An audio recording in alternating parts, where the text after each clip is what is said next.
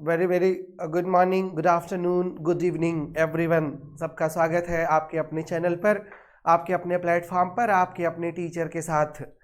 आज नए एज की शुरुआत हो रही है और वो नया एज है विलियम वर्ड्सवर्थ का। टीजीटी और पीजीटी दोनों के सिलेबस का हिस्सा है विलियम वर्ड्सवर्थ। और ये मान के चलिए कि अगर शेक्सपियर 50% पोर्शन कवर कर रहे हैं टीजीटी के सिलेबस में, तो लिटरेचर की बात करें तो वर्ड्सवर्थ कवर कर रहे हैं 25%। बाकी 25 में मिल्टन और गाल्सवर्दी दोनों आ जाएंगे। पीजीटी की अगर बात करें तो at least there will be 4 to 5 questions from William Wordsworth.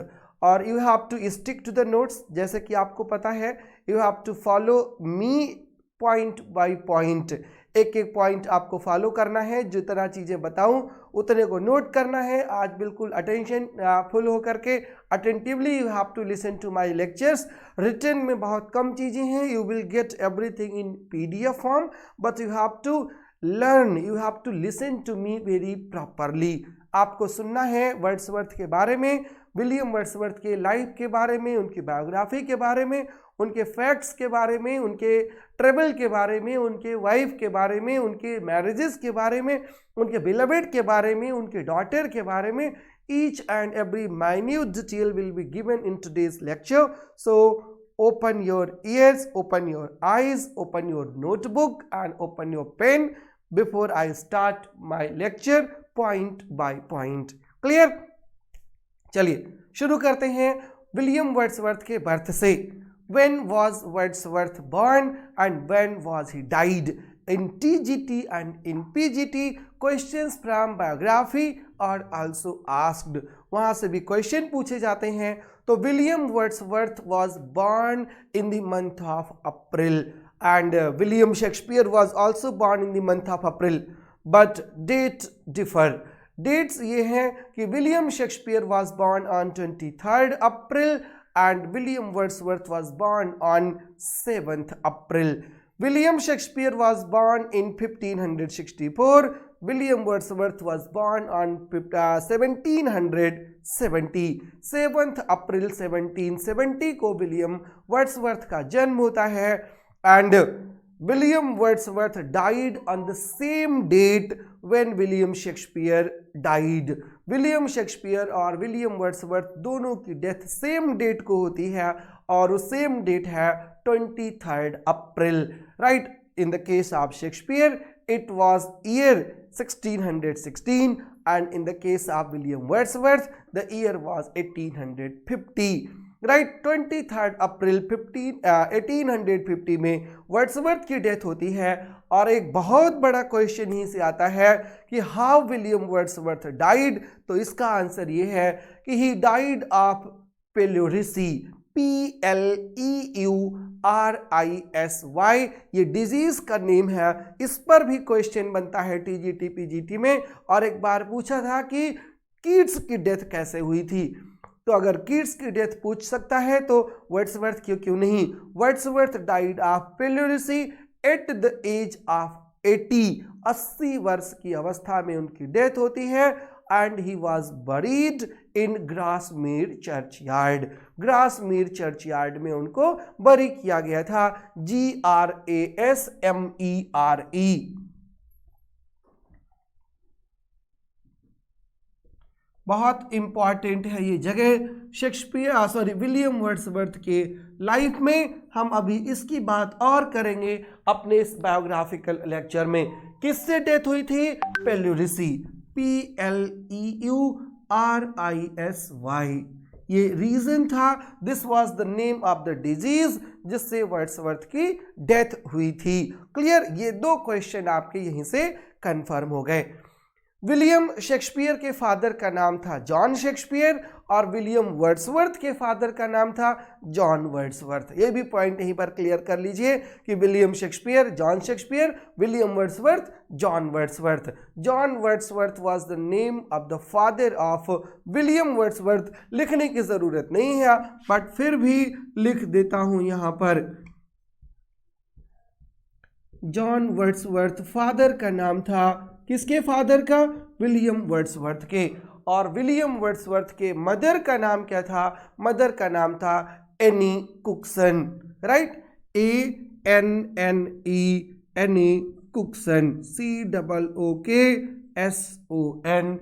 Annie Cookson was the name of William Wordsworth's mother, right? Wordsworth जो थे, the Wordsworth children seem to have lived in a sort of rural paradise along the Derwent River. Wordsworth, John Wordsworth के जो बच्चे थे रहते कहाँ थे?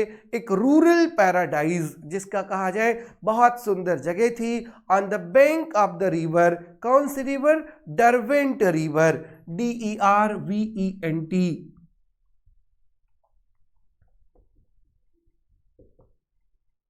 डरवेंट river, right. Derwent river के जो है तट पर घर था, वहीं पर ये बच्चे जो है जॉन वर्ड्सवर्थ के और एनी कुक्सन के पले बढ़े थे.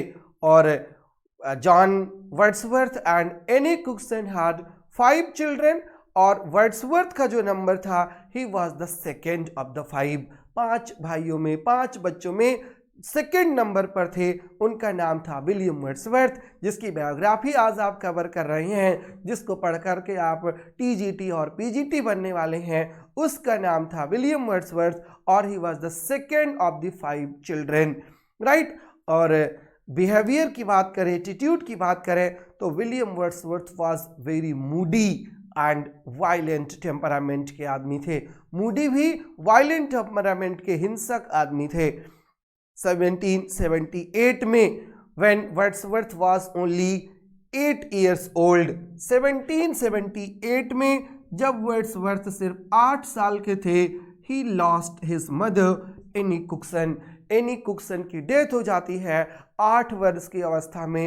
when he was merely 8 years old, he lost his mother Anne Cookson. his mother died when he was only 8 years old. 8 का एक बहुत बड़ा महत्व शेक्सपियर की भी लाइफ में है. शेक्सपियर के लाइफ में क्या है? Shakespeare married Anne Hathaway who was 8 year senior to him, और यहाँ पर Wordsworth mother died when he was merely 8 years old innocent child. तभी उनकी डेथ हो गई थी. एंड देन फिर क्या हुआ?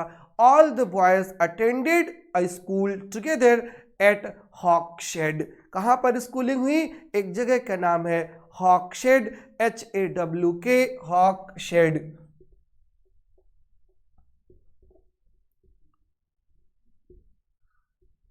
हॉकशेड में सबकी स्कूलिंग होती है, और सब एक वुमन के घर में रह रहे होते हैं, और उस वुमन का नाम था एन टाइसन.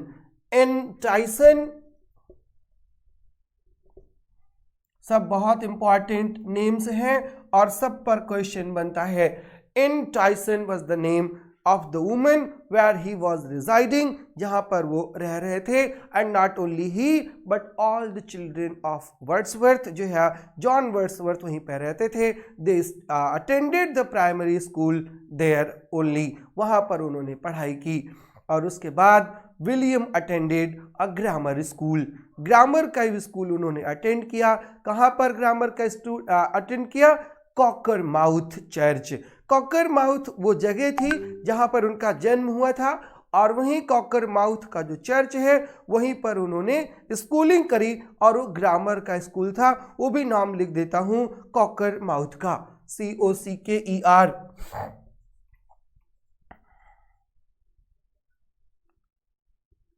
कॉकरमाउथ चर्च में ही अटेंडेड ग्रामर स्कूल. और वहाँ पर के बाद एक और स्कूल था, नाम था Ann Birkett's school, NANNN Birkett's school.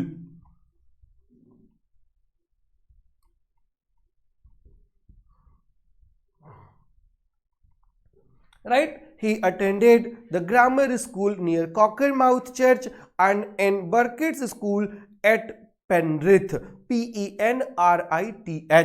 Penrith में ये स्कूल है. अब पेनरिथ का यहाँ पर इंपॉर्टेंस क्या है? पेनरिथ जो था, it was the name of the town of William Wordsworth maternal grand parents जो रहते थे, वहाँ पर जो है उन्होंने, परनिथ उसका नाम था. और वहीं पर जो है बर्किट्स का स्कूल था, वहाँ पर इन्होंने स्कूलिंग अपनी की, वहाँ पर इन्होंने अपनी पढ़ाई की। William Wordsworth attended grammar school near Cockermouth church and Ann Birkett's school at Penrith, the home of his maternal grandparents. ये भी एक क्वेश्चन बनता है, बोर्ड से भी आप चीजें नोट करते रहिए। You will get the PDF as well and then you will have all the things in written form, but once you have to watch the video, you have to prepare your own notes and then only you will get the PDF, right? मैं PDF थोड़ा देर से इसलिए भी देता हूं ताकि आप अपनी भी मेहनत करते रहें, अपना भी आप हार्ड वर्क करते रहें।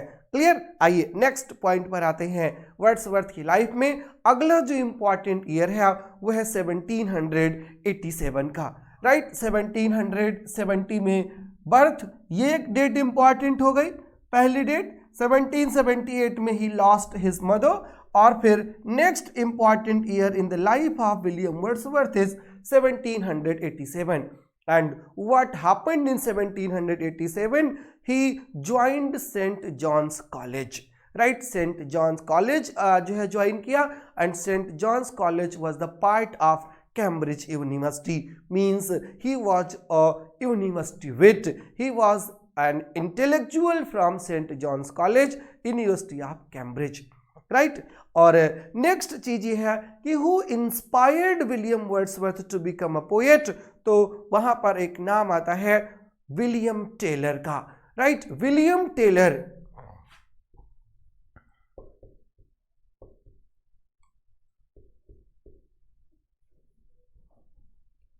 विलियम टेलर इंस्पायर्ड वर्ड्स जो है वर्ड्सवर्थ के टीचर थे William Taylor, and he inspired William Wordsworth to compose poems. And Wordsworth actually he was never serious in his formal studies, कभी सीरियस नहीं थे अपने फॉर्मल स्टडीज में, तो it was easier for him to start writing poems. Poem उन्होंने लिखना शुरू कर दिया। 1778 में जब उनके मदर की डेथ होती है, इनकी एक सिस्टर थी, उसका नाम था डोरोथी वर्ड्सवर्थ। बहुत इंपॉर्टेंट नेम ये भी है, और आप सब ने इसका भी नाम सुन रखा है।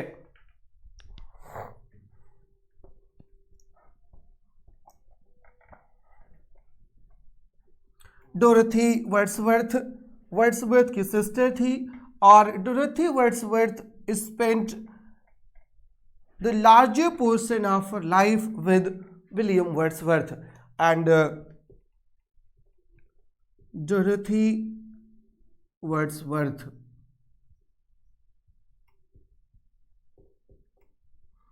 in 1778, after the death of their mother, Dorothy was sent to live in another town in Yorkshire, और उस टाउन का नाम था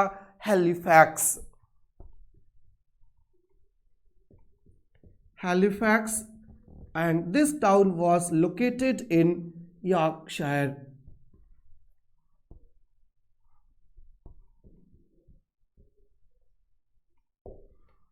Right? Yorkshire, with her mother's cousin Elizabeth Thurgold. Elizabeth के साथ उसको भेज दिया गया, and there she lived with a succession of relatives. Thereafter, she didn't see William Wordsworth again जो है वर्ड्सवर्थ से मिलती कब है? इन 1787।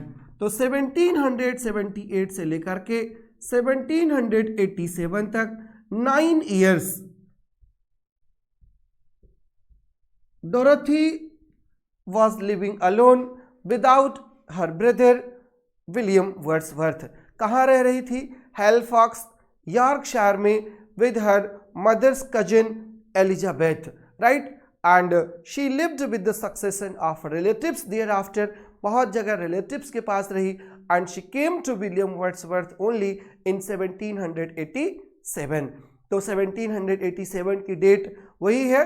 एक वर्ड्सवर्थ के बारे में आपको बताया, और एक उसके सिस्टर डोरोथी वर्ड्सवर्थ के बारे में। और during his last summer as an undergraduate, he and his college friend Robert Jones, William Wordsworth and his college friend Robert Jones, दोनों ने मिलकर के क्या प्लान किया? दोनों ने मिलकर के रॉबर्ट जोन्स और William Wordsworth both were influenced by एक और राइटर था विलियम कॉक्स, और एक उसका वर्क था sketches of the natural, civil and political state of Switzerland. Right, they decided to tour Alps.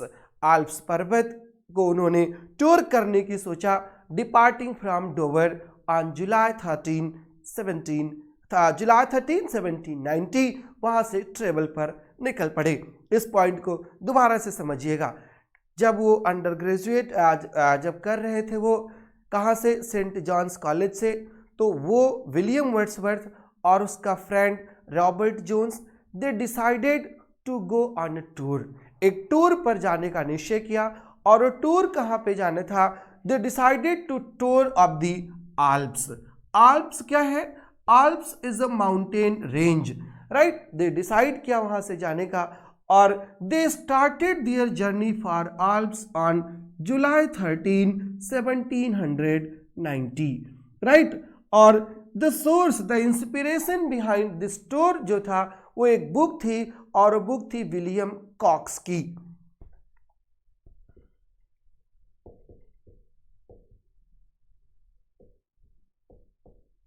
और विलियम कॉक्स की बुक का नाम क्या था? Sketches of the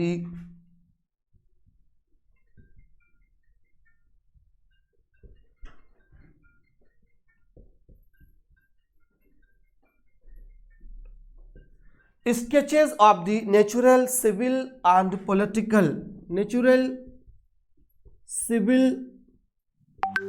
end political state of Switzerland, political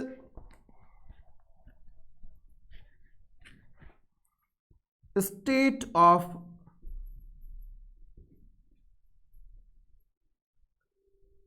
Switzerland.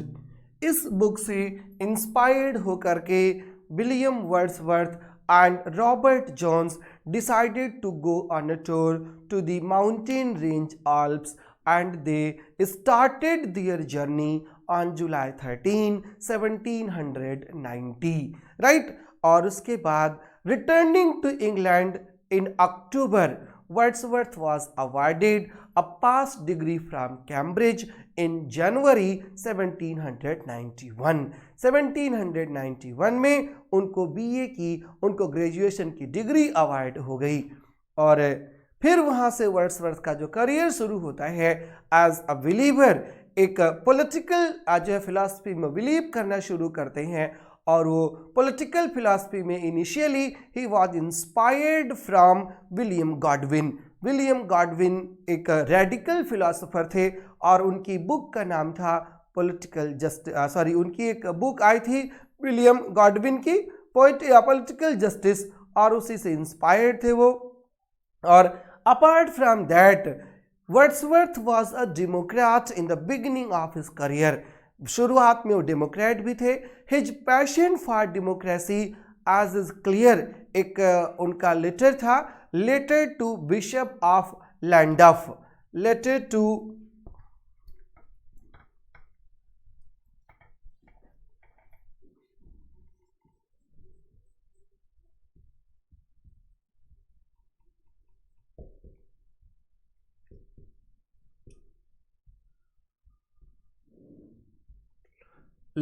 To bishop of लैंडॉफ।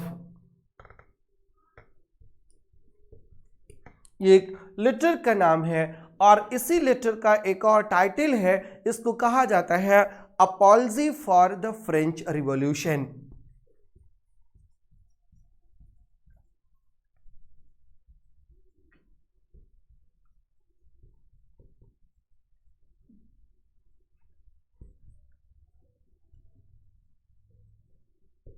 Apology for the French Revolution, this was the name of the essay, और इस पर उन्होंने is the result of his youthful trips to France।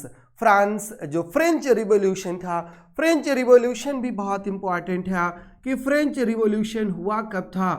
French revolution हुआ था 1789 में, ये French revolution की date है। And Wordsworth visited France after the revolution, और वर्ड्सवर्थ की एक पोएम भी है फ्रेंच रिवॉल्यूशन, और उसमें वो उसको बहुत एडमायर करते हैं, उसको बहुत अप्रिशिएट करते हैं और बताते हैं it was like divine to be young and to be in France during the time of a French Revolution. Right? So Wordsworth's passion for democracy, as is clear in his letter to the Bishop of Landorf, also known as Apology for the French Revolution, is the result of his 2 youthful trips to France. France वो 2 बार गए थे और उसी का result था जो उन्होंने ये ऐसे लिखा, apology for the French revolution. नवंबर 1791 में वर्ड्सवर्थ फिर से फ्रांस गए, 1790 में लौटे, फिर से फ्रांस गए वो, और इस बार where he attended sessions of the national assembly and Jacobin club. Jacobin कौन होते हैं? जो सपोर्टर्स थे जैकब के, जेम्स के जो सपोर्टर थे उनको जैकोबिन कहा जाता था। And William Wordsworth attended many sessions जो है ऑफ नेशनल असेंबली और जैकोबिन क्लब के। और दिसंबर में उसी साल 1791 में ही मेट अ गर्ल और fall in love with that girl, और उस गर्ल का नाम था एनेट वालेन। राइट, क्या नाम था उसका? एने वालेन।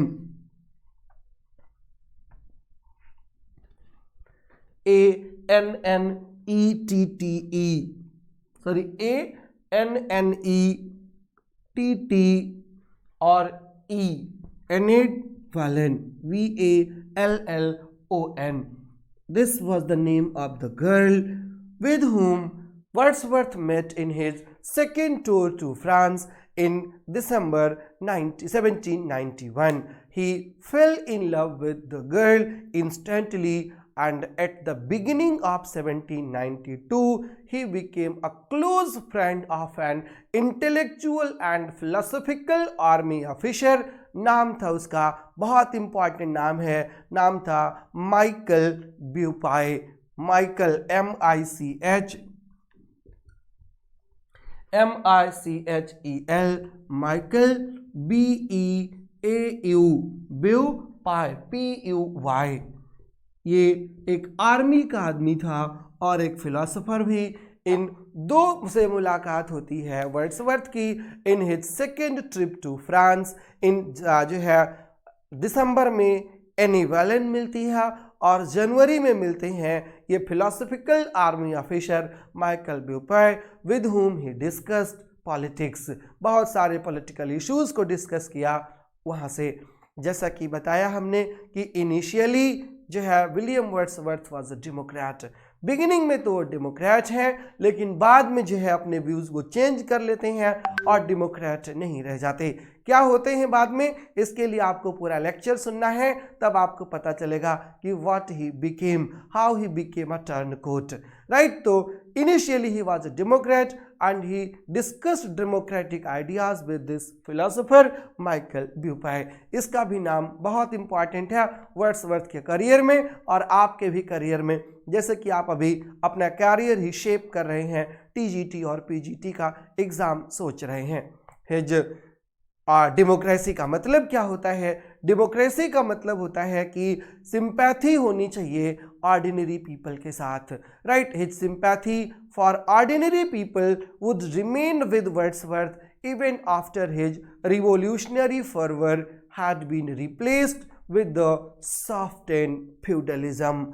रिवोल्यूशनरी फर्वर धीरे धीरे कम होता है और वर्ड्सवर्थ फ्यूडलिज्म की तरफ बढ़ना शुरू कर देते हैं, सॉफ्टेंड फ्यूडलिज्म की तरफ।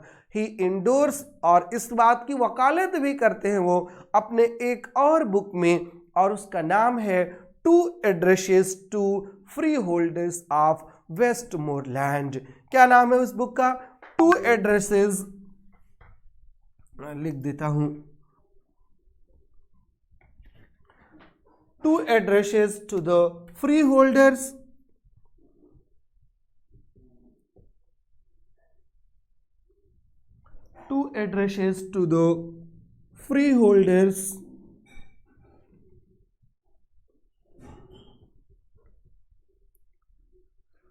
freeholders of Westmoreland।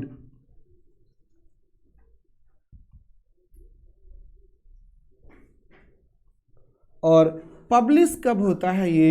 1818 में, राइट। Two addresses to the freeholders of Westmoreland published in 1818। और वर्ड्सवर्थ इसमें बात किसकी करते हैं? He endorsed here softened feudalism, sorry SOFT soft और फिर END softened feudalism.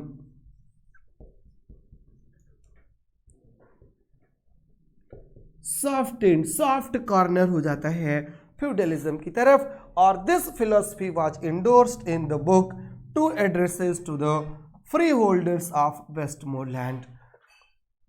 Clear? Westmore, MORE, Westmoreland. And while still in France, Wordsworth began to work on the first extended poetic efforts of his maturity. कब थे वो France में? 1791 में, 92 में। और वहीं पर जो है वो शुरू करते हैं अपना काम पोइट्री का, और एक पोइट्री का बुक जो है लिख देते हैं, और उसका नाम था descriptive sketches, which was published in 1793 after the appearance of a poem written at Cambridge at evening walk। ये बहुत इंपॉर्टेंट क्वेश्चन है। अगर ये पूछ लिया जाए आपके पेपर में कि which was Wordsworth's first poem, Wordsworth की पहली पोएम कौन सी थी, तो वर्ड्सवर्थ की पहली पोएम थी an evening walk. An evening walk उन्होंने कब लिखा था? एन इवनिंग वॉक उन्होंने लिखा था when he was a student of Cambridge university. और कैम्ब्रिज यूनिवर्सिटी में स्टूडेंट कब थे? 1787 से लेकर के 1791 तक, जब उनको डिग्री मिली है, इसी बीच उन्होंने लिखा था, right. Evening walk, an evening walk publish हुई थी ये 1793 में। क्लियर? पब्लिश हुई थी 1793 में। और इसके बाद जब वो फ्रांस में थे, वहीं पर एक मैच्योर वर्क उनका आता है और उसका नाम था descriptive sketches.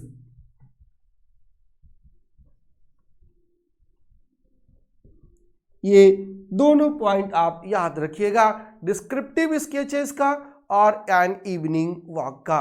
Clear? An evening walk और डिस्क्रिप्टिव स्केचेस लेटर। और इसके बाद जो है एक, जैसे कि हमने आपको बताया कि एक लिखा गया था कब? जब वो कैम्ब्रिज यूनिवर्सिटी में ही थे। और एक डिस्क्रिप्टिव स्केचेस जब वो अपने फ्रांस के टूर पर थे तब। क्लियर? और एक लेटर के बारे में हमने जो आपको बात बताई, a letter to the bishop of Llandaff, वो जो है पोएट के यूथफुल और डेमोक्रेट जो है डेमोक्रेटिक होने का एक प्रूफ था। और a letter to the bishop of Landfall जो है Llandaff is a youthful poet and democrat's indignant reply to the forces of darkness, repression and monarchy. Its prose shares something of the revolutionary clarity of Thomas Paine. Thomas Paine एक philosopher था, उसके book से इनकी pros जो है मिलती जुलती थी। तो ये मेन चीज़ें हो गई जो है वर्ड्सवर्थ के लाइफ के बारे में, उनके एजुकेशन और उनके फ्रेंच जो है टूर के बारे में। बट अभी एंडिंग नहीं है, अभी तो जो है बिगिनिंग ही है। आइए आगे देखते हैं वर्ड्सवर्थ ने अपने लाइफ में क्या क्या किया है। एनी बोलेन was not his only girlfriend but his जो है हिज लव अफेयर जो एक और लड़की से था और उसका नाम था Mary Esthwaite, right. But it was very short one, right. Mary इस्थवेट।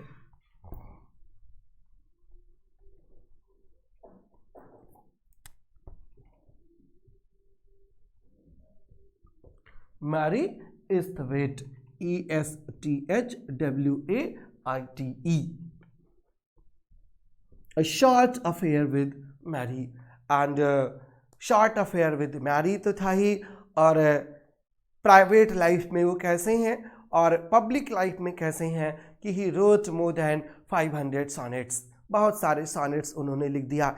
He revolted against the new classical pseudo artificial diction of poets, जो आपको पिछले वीडियो में बताया था कि 18th सेंचुरी की जो पोएट्री है वो पूरी आर्टिफिशियल पोएट्री है, मैकेनिकल पोएट्री है, और मैकेनिकल के साथ साथ रेशनल पोइट्री है, और वर्ड्सवर्थ जो है उसी के खिलाफ रिवोल्ट करते हैं, वहीं पर रिवोल्यूशनरी होते हैं। ये उनकी पब्लिक लाइफ है, राइट। बहुत सारी लैंग्वेजेस वर्ड्सवर्थ को आती थी। He knew Greek, Latin, Italian, French and Spanish. And if you want to be a good poet, then you have to be a good learner, और good learner के साथ you have to be a good learner in many languages, and Wordsworth was one of them। बिल्कुल ऐसा ही career था John Milton का। He was also a linguist, an expert in many languages, so was Wordsworth। Wordsworth knew Greek, Wordsworth knew Latin, Wordsworth knew Italian, Wordsworth knew French, Wordsworth knew Spanish, and Wordsworth was an English poet, right. इतनी सारी languages Wordsworth के पास थी। और एक philosopher जो मिला था, नाम अभी आपको बताया था, फिर से बता दूं, माइकल ब्योपे, जो उनका पहला पॉलिटिकल गुरु था, पहला पॉलिटिकल टीचर था। ओरिजिनली कौन था वो? ओरिजिनली वो आर्मी का फिलोसोफर था। और वर्ड्सवर्थ ने पोइट्री को डिफाइन भी किया है, अलग अलग तरीके से डिफाइन किया है। कभी तो वो कहते हैं कि poetry is the spontaneous overflow of powerful feelings, it takes its origin from emotions recollected in tranquillity, right. कहते हैं कि पोइट्री आती कहाँ से है? तो पोइट्री स्पॉन्टेनियस ओवरफ्लो है। Spontaneous overflow means it comes out suddenly without any preparation, it emerge. और कहाँ से आती है? राइट, पावरफुल फीलिंग से, राइट। इस ओवरफ्लो है पावरफुल फीलिंग्स का, और पावरफुल फीलिंग्स जो है they take its origin from emotions, और इमोशंस कहाँ से? Recollected in tranquillity. Tranquillity means peace से रिकलेक्ट होते हैं, means peace played a very vital role in the life of romantic poets. And not only Wordsworth, but almost all the romantic poets, whether it was Coleridge, whether it was Shelley, whether it was Keats or Byron, everybody was a lover of peace, everybody was a lover of nature, or nature and peace both are synonyms, right? सब उसी की बात करते हैं, और इसलिए Wordsworth के लिए पोएट्री स्पॉन्टेनियस ओवरफ्लो है पावरफुल फीलिंग्स का, और it takes its origin from emotions recollected in tranquillity. और एक जगह पर ये बताते हैं कि पोएट्री क्या है? Poetry is the breath and finer spirit of all knowledge. जितनी नॉलेज है उसकी सांस है, वो है poetry. Poetry is the breath and finer spirit of all knowledge, and it is the impassioned expression. Expression कैसा है? इम्पैशन्ड एक्सप्रेशन है, which is the countenance of all sciences. सारे साइंस का जो मुखौटा है वो है पोएट्री। क्लियर? वर्ड्सवर्थ का ये करियर है, वर्ड्सवर्थ की ये फिलॉसफी है, वर्ड्सवर्थ की ये लाइफ है कि for Wordsworth everything is nature. और इसलिए वर्ड्सवर्थ को क्या कहा जाता है? Wordsworth is called the priest of nature, right. Nature का पुजारी कहा जाता है वर्ड्सवर्थ को। क्लियर? और वर्ड्सवर्थ के प्लानिंग बहुत लंबे लंबे हैं, बहुत बड़े बड़े प्लान किए उन्होंने अपने लाइफ में। कुछ को एग्जीक्यूट कर पाए, कुछ को एग्जीक्यूट नहीं कर पाए, कहीं पर पास हुए, कहीं पर फेल। सबके लाइफ में ऐसा होता है। वर्ड्सवर्थ ने ये प्लान किया था टू मेक द प्रील्यूड, जो बायोग्राफी है उनकी ग्रोथ ऑफ माइंड की, जिस पर बात करता है, प्रील्यूड। एंड एक और वर्क है Excursion, Prelude and Excursion, parts of his long poem Recluse. Recluse के दोनों को पार्ट बनाना चाहता था, that will treat of nature, man and society, but he didn't succeed to a larger extent in his attempt, right. ये अलग चीज़ हो गई, ये उनके करियर की, उनके पोएट्री की बात हो गई। हम जब पोएट्री को उनके इंडिविजुअल डिस्कस करेंगे, then we will be discussing all these important points one by one. सबको हम डिस्कस करते चलेंगे, राइट। और पब्लिकेशन की बात करेंगे उसके बाद में, रेक्लूज की बात करेंगे, एक्सकर्सन की बात करेंगे, प्रील्यूड की बात करेंगे, राइट। कितने वॉल्यूम में कब पब्लिश हुआ था उसके भी सारी बातें करेंगे बाद में। पहले थोड़ा सा और बायोग्राफी पर बात कर लेते हैं, पहला थोड़ा सा और लाइफ हिस्ट्री में जान लेते हैं। वर्ड्सवर्थ वो आदमी थे जिन्होंने रोमांटिसिज्म शुरू किया था। He was the herald, harbinger of romanticism. He broke the chain of mechanical poetry. He broke the chain of artificial poetry and artificial diction and started a new, gave a new life to poetry. और new life कैसे दिया Wordsworth ने? Wordsworth try to be man, और एक ऐसा आदमी बनने की कोशिश किया, एक ऐसा पोएट बनने की कोशिश किया कि a man right about man, ऐसी पोयम लिखी जाए जो आम आदमी की भाषा हो, जो जनमानस की भाषा हो। यही उनकी डेमोक्रेसी थी, यही उनका रिवोल्ट था। जनमानस की भाषा मतलब आम जनता की लैंग्वेज में पोएट्री लिखी जाए। पोएट्री टफ नहीं होने पाए, poetry should be written in the language of common man. और पोएट किसे होना चाहिए? A man talking to man, एक ऐसा पोएट, ऐसा आदमी होना चाहिए जो दूसरे आदमी से बात कर रहा हो। क्लियर? इतना कॉमन ग्राउंड पर उतरने वाले थे विलियम वर्ड्सवर्थ, और यही उनकी ओरिजिनलिटी है और यही उनकी अपब्रिंगिंग थी। जैसे कि आपको शुरू में ही बताया, he was brought up near rural background in the paradise, rural paradise, और डरवेंट रिवर के पास। तो उनके जीन में यही चीज़ें इनकलकेट हुई थी और यहीं से वो इमर्ज होकर के आते हैं लैप ऑफ नेचर से। और throughout his life he remained in the lap of nature and he became a pantheist, he became a worshipper of nature, he became a priest of nature. और because of his excellent pieces of poetry he was nominated the poet laureate of England after the death of Robert Southey. Robert Southey भी एक romantic poet थे और उनकी death के बाद William Wordsworth को poet laureate बनाया गया इंग्लैंड का, राइट। और पोएट लॉरिएट बनाया गया वर्ड्सवर्थ को कब? वर्ड्सवर्थ को पोएट लॉरिएट बनाया गया after the death of Robert Southey in 1843। और 1843 से लेकर के और टिल हिज डेथ 1850 तक पोएट लॉरिएट रहे वर्ड्सवर्थ इंग्लैंड का।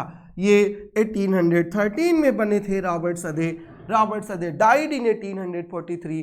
Then Wordsworth was made the poet laureate of England, though he didn't want to be the poet laureate, but Queen Victoria asked him to be the poet laureate and he accepted the offer, though he did not write much after becoming the poet laureate as he was already 73 years old. बहुत सारी चीज़ें लिख तो नहीं पाए, but he accepted the request of Queen Victoria and became the poet laureate.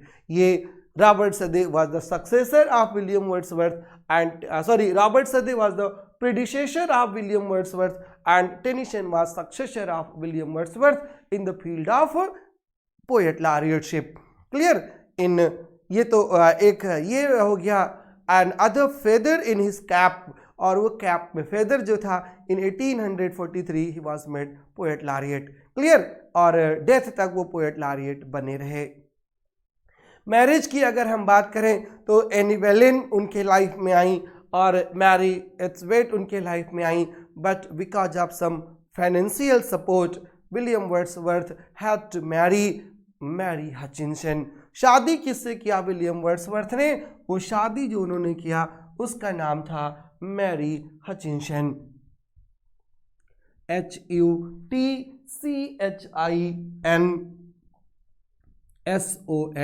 Mary Hutchinson से शादी किया था कब? 1802 में।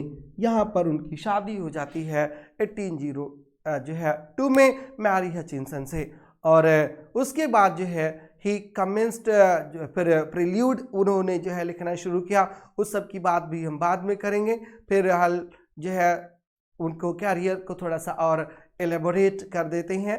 मैरी हचिंसन से तो उन्होंने शादी कर ली, बट उसके पहले he was in love with the French woman, और उस फ्रेंच वूमन का नाम क्या था? फ्रेंच वूमन का नाम था एनी बोलेन, और उस एनी बोलेन से ही हैड अ डॉटर, और डॉटर का नाम था Caroline, CAROLIN।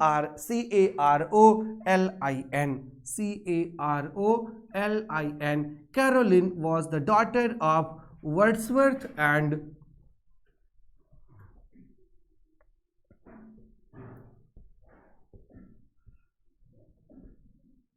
Any Boleyn, right. Caroline daughter थी जो इनकी फ्रांस में हुई थी विदाउट जो है marriage, right? It is said he had a daughter named Caroline from her, or during his stay in France he composed a great part of his poetry, जो हमने अभी आपको बताया डिस्क्रिप्टिव स्केचेस जो 1793 में लिखा था, इन्होंने पब्लिश हुई थी। और एक चीज़ और आपको बताई, he was much influenced by the political philosopher, जो है पॉलिटिकल जस्टिस से जो प्रभावित थे, नाम था उनका विलियम गॉडविन। और फिर उन्होंने जो है लिरिकल बैलेट्स के बारे में आपको पता है, नहीं पता है तो लिरिकल बैलेट्स पर आएंगे तब बताएंगे, प्रीफेस टू लिरिकल बैलेट्स आएगा तब बताएंगे। पहली बायोग्राफी जिस पर हम आज डिस्कस कर रहे हैं, जिसकी चर्चा कर रहे हैं, वर्ड्सवर्थ एज अ पोएट क्यों रिमेंबर किए जाते हैं? As a poet Wordsworth is remembered, जो है पॉइंट ये है कि he is remembered as a poet of spiritual and epistemological speculation. Epistemological का मतलब होता है, एपिस्टीमोलॉजी का मतलब होता है स्टडी ऑफ नॉलेज, राइट? उसके बारे में जाने जाते हैं। A poet concerned with the human relationship to nature, इसके बारे में जाने जाते हैं।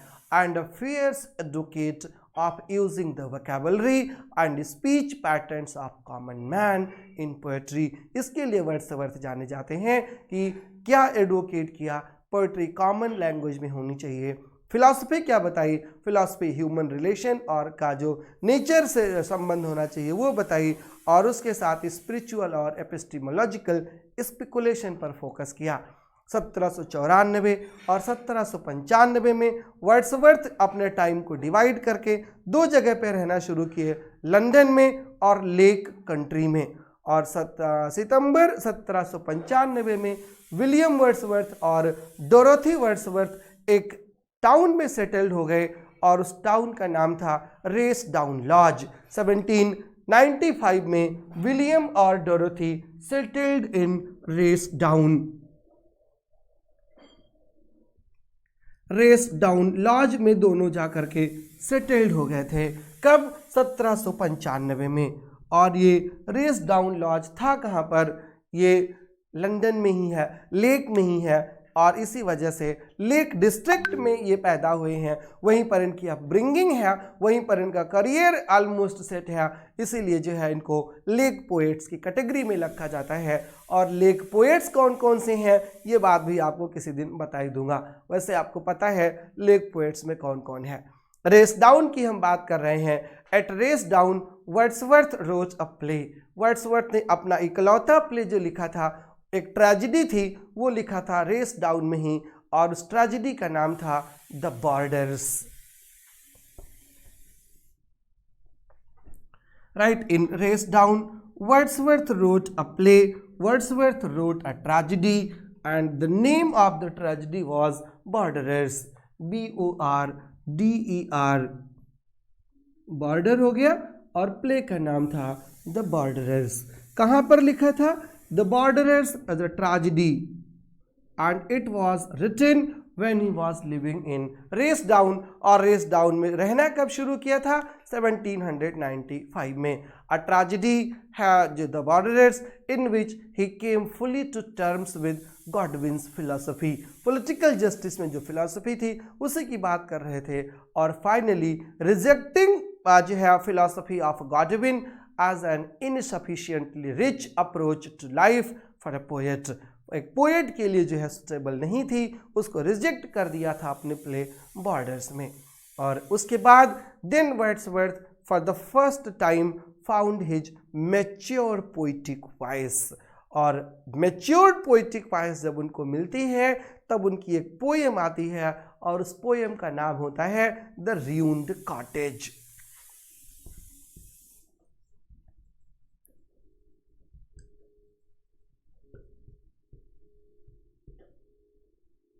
द र्यून्ड कॉटेज, इसमें उनको अपनी पहली कंप्लीट पोइटिक वॉइस मिलती है, पब्लिश बहुत बाद में हुई 1814 में as part of his greater volume the Excursion, right? Itself conceived as one part of a master work, The Recluse, which was to worry Wordsworth throughout his life, a poem proposed to him by Coleridge and planned as a full statement of the two poets.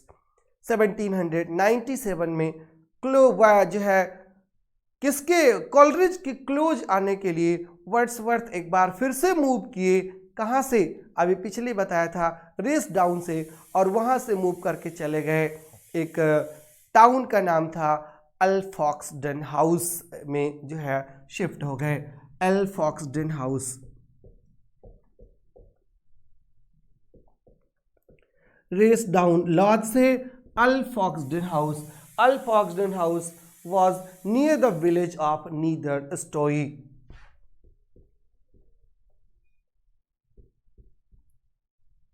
STOWEY एक village है, इसी के पास एक laws था एल्फॉक्सडन house. वहाँ जाकर के settled हो गए।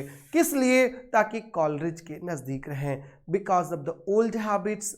एंड यहाँ पर एक और नई घटना होती है।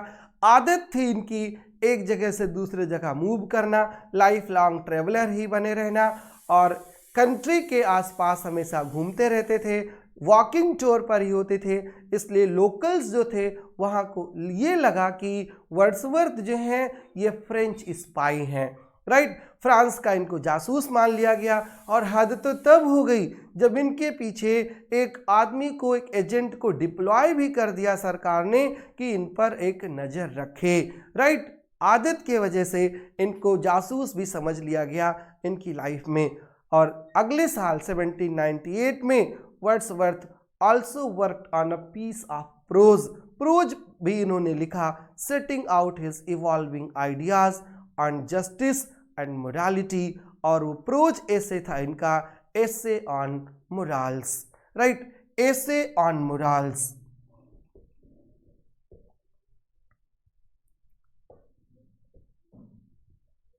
ये लिखना इन्होंने शुरू किया, दो ये टाइटल इन्होंने नहीं दिया था। The title was given by different critics, by later editors. It was set aside and never finished. शुरू तो कर दिया था, but he could not complete the work in his life. अगले साल सेम ईयर में 1798 में वर्ड्सवर्थ जर्मनी चले गए कॉलरिज के साथ। और कॉलरिज वहाँ से जर्मन की फिलॉसफी लेकर के लौटे, और उस जर्मन फिलॉसफी पर कॉलरिज ने अपनी बुक बायोग्राफिया लिटरेरिया पूरी बेस कर दी थी। और वर्ड्सवर्थ क्या लेकर के लौटे? Wordsworth wrote a number of poems while he was in Germany. वहाँ से झगड़ा हो गया कॉलरिज में और वर्ड्सवर्थ में, some disagreements, and both of them return separately. अलग अलग दोनों वापस आए after some disagreements in the next year in May 1799। और 1799 में वापस आ जाते हैं। Wordsworth remained poor in the beginning of his career. और आपको जैसा कि बताया, with financial prospects Wordsworth married Mary Hutchinson on October 2, 1802। 2 अक्टूबर 1802 में शादी कर ली मैरी हचिंसन से डिसएग्रीमेंट के बाद, राइट। और फिर 1808 में, इन मई 1808, जो उनका ग्रेट डिकेड कहा जाता है, 1798 से लेकर के 1808 तक का जो पीरियड है, जहां से उनकी लिरिकल बैलेट्स पब्लिश होती है, 1798 से लेकर के 1808 तक, इसको ग्रेट डिकेड्स बोलते हैं इन the life of Wordsworth. Great decade in the life of Wordsworth. Behind him, Wordsworth moved with his family. एक और जगह पर वहाँ से चले गए और उसका नाम था एलन बैंक, राइट। कहाँ पर? Allan Bank. कि कितना मूवमेंट है एक पोएट की जिंदगी में। एलन बैंक कहाँ था? एक हाउस था, ये भी घर का नाम है, अ लार्जर हाउस इन ग्रासमेर। ग्रासमेर में एक बड़ा सा घर, और वहीं से मूव कर गए। तो कितने घर का नाम अभी हमने आपको बता दिया, रेस डाउन लॉज, अल्फॉक्सडन हाउस, और अब फिर एलन बैंक इन ग्रासमेर। और वहीं पर जो है टॉमस डी क्विंसी, आप पहले जहाँ पर रहते थे डब कॉटेज में, टॉमस डी क्विंसी वहाँ पर आकर के रहने लगे। और evidence of a decisive turn in Wordsworth social and political views, and by extension his poetical views as well, right. During this period is to be found in his poem. एक और book है इनकी, उसमें पाया जाता है, और वो बुक जो है उसका नाम था the Convention of Cintra, right, the Convention of Cintra, और ये पब्लिश हुई थी 1809 में। The Convention of Cintra published इन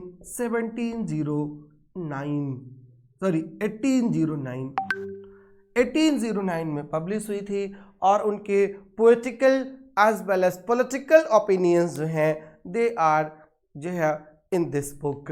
इस बुक में जो है सब कुछ है, though it was an extended political tract concerning the British expedition to Portugal to fight against Napoleon forces encamped on the Spanish Peninsula.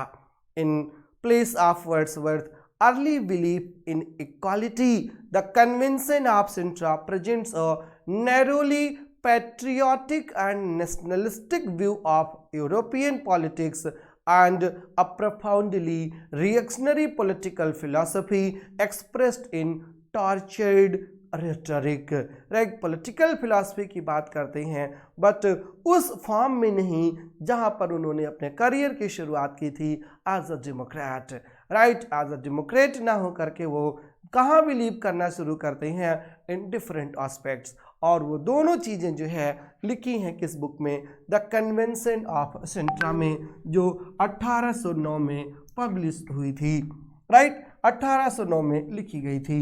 तो ये कुछ ऐसे वर्क्स हैं जो जनरली हमारे टच में नहीं होते, जनरली वो मैग्नम ओपस की कैटेगरी में नहीं रखे जाते, but they are asked in TGT and PGT examinations, या नेट एग्जामिनेशन में उनको पूछ लिया जाता है। That's why I am concentrating on all the detail, minute details जो है in the life of William Wordsworth, whatever occurred, whatever he wrote, whatever he composed, सब पर हम डिटेल से डिस्कस करेंगे, सबको आपके पेपर के पॉइंट ऑफ व्यू से, ताकि पेपर में एक भी क्वेश्चन ना छूटने की गारंटी हो जाए। क्लियर? तो अगर हम उनके दोनों ट्रैक्ट की तुलना करें, related to the bishop of जो है लैंडॉफ जो है उस पर उन्होंने गॉडविन को जो है क्या किया था, उनकी खिंचाई की थी।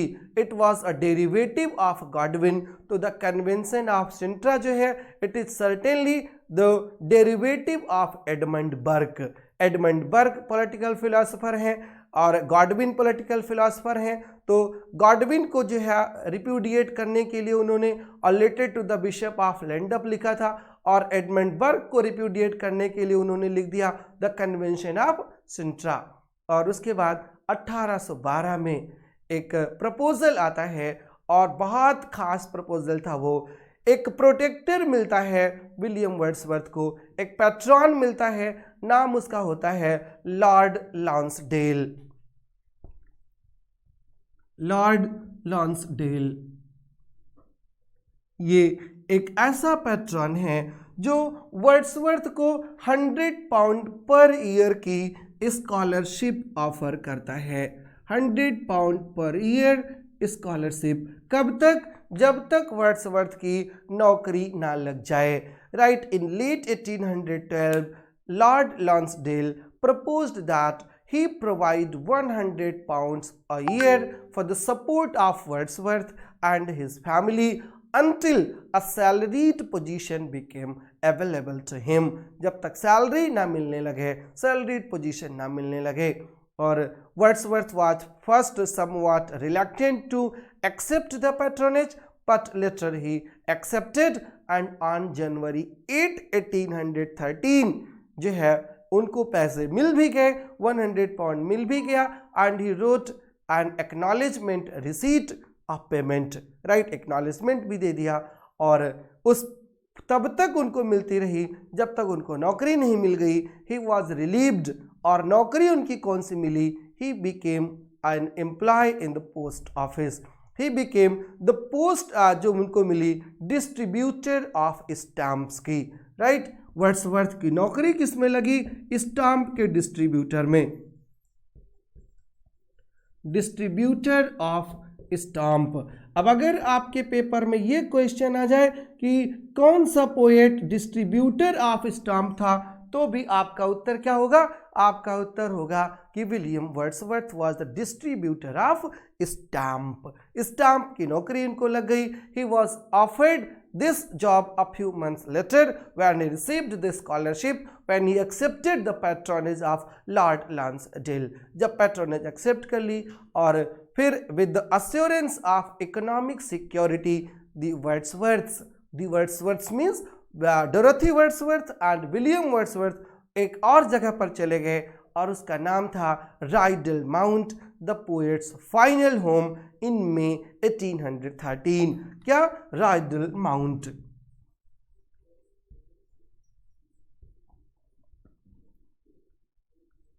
राइडल माउंट वो मूव कर गए, जो उनका फाइनल होम प्रूफ हुआ, और वो कब? 1813 में। क्लियर? तो हम अभी उनके बायोग्राफी पर ही चल रहे हैं। एक डेट फिर थोड़ा सा बैक में आ जाते हैं, 1810 छूट गया है। इन 1810 राइट, एक आर्टिस्ट था, नाम था जोसेफ विल्किंसन। जोसेफ विल्किंसन ने एक वर्क पब्लिश किया था, क्या? Select views in Cumberland, Westmoreland and Lancashire. Right, फिर से लिख देता हूं, वर्क का नाम select views in Cumberland,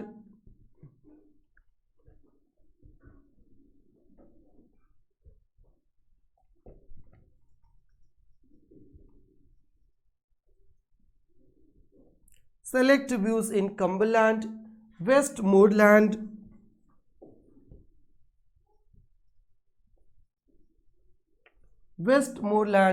and Lancashire।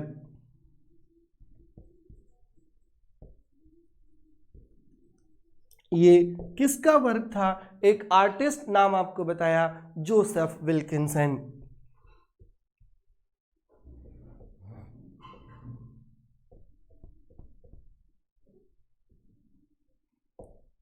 Joseph Wilkinson, और इस वर्क का इंट्रोडक्शन लिख दिया था विलियम वर्ड्सवर्थ ने 1810 में। William Wordsworth wrote the introduction to Joseph Wilkinson's select views in Cumberland, Westmoreland and Lancashire. Right, Wordsworth ने 1822 में he return to this introduction. बाद में फिर इसी इंट्रोडक्शन पर वापस आते हैं और इसको एक्सपेंड करते हैं, और एक्सपेंड जब कर देते हैं एक बुक बन जाती है, और उस बुक का नाम होता है a guide through the district of lakes. A guide through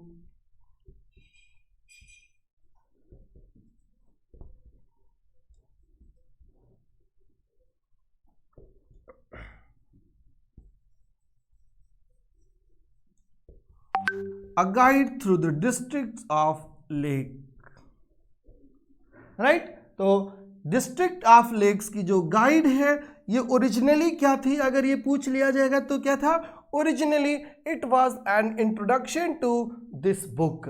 right, originally इस बुक का एक इंट्रोडक्शन होता है। कौन सी बुक? ओरिजिनली बुक का इंट्रोडक्शन होता है Westmorland, select views in Cumberland, Westmoreland and Lancashire. ठीक, तो ये चीज़ें जो हैं वर्ड्सवर्थ के पूरे बायोग्राफी की हैं। हमने वर्ड्सवर्थ के सारे पॉइंट्स कवर कर लिए, उनकी बर्थ, उनकी पेरेंटेज, उनकी स्कूलिंग, उनका करियर, और उनके करियर के बाद उनकी गर्लफ्रेंड्स, उनकी मैरिज, और उनकी पोएट लॉरियटशिप, उनके प्रोज वर्क्स और उनकी डेथ। इतना सब कुछ हमने कवर कर लिया आज के अपने इस वीडियो में, आज के अपने इस लेक्चर में। And I hope you will definitely enjoy the video, and this video will be beneficial for your examination, for your life, for your career as well। right, next class जब हम शुरू करेंगे, then we will start the discussion of William Wordsworth's individual poems, his poetic volumes and their criticism। Right, हम उन सब की बात करेंगे। तब तक आप जो है वीडियो को वॉच करिए, जितनी मेन इंपॉर्टेंट इंफॉर्मेशंस हैं उन सबको नोट डाउन कर लीजिए, अपने नोट्स प्रिपेयर करते रहिए, और सर्दी का मज़ा लेते रहिए। सर्दी के साथ साथ बारिश का भी मज़ा लेते रहिए। कम से कम जो दिल्ली में लोग रह रहे हैं, वो जो यूपी में लोग रह रहे हैं, उनको तो बारिश का मज़ा नहीं मिल रहा है। दिल्ली वाले मज़ा ले रहे हैं उसका भी मज़ा लेते रहिए। कोरोना का भी मज़ा अभी ख़त्म नहीं हुआ है, ठीक है, वो भी लेते रहिए, बचे रहिए, दूसरों को बचाते रहिए, घर में बने रहिए, तैयारी करते रहिए। Thank you, all the best.